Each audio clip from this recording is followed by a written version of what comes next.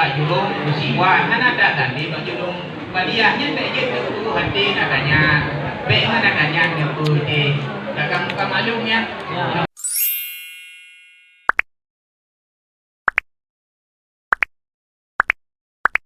Assalamualaikum warahmatullahi wabarakatuh.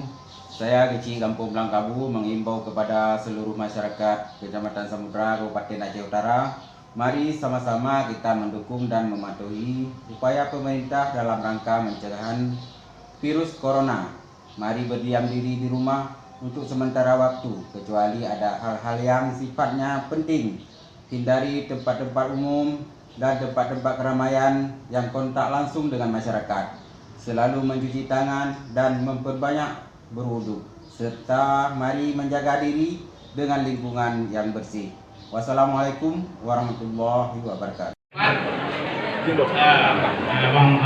Bang dan kalian tariwang hinang dan bak Julung damang bang Rupiah. Nanti kurang yo.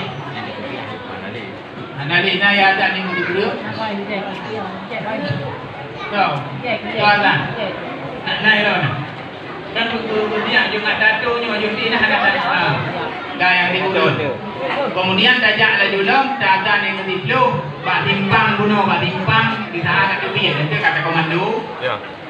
Bak azan, bak timpang kat tepi ada dawit kini nak tahu jo. Olehnya yang bertindak azan kini bak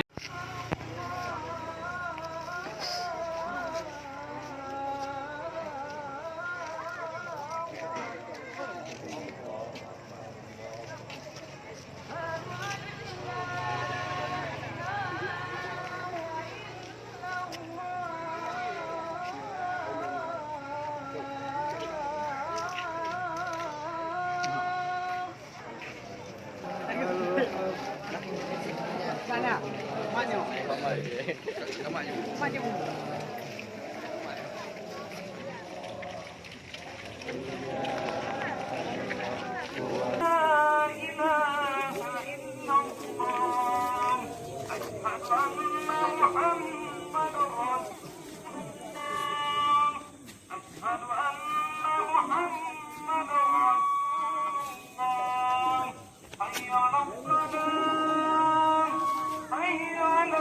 Hayya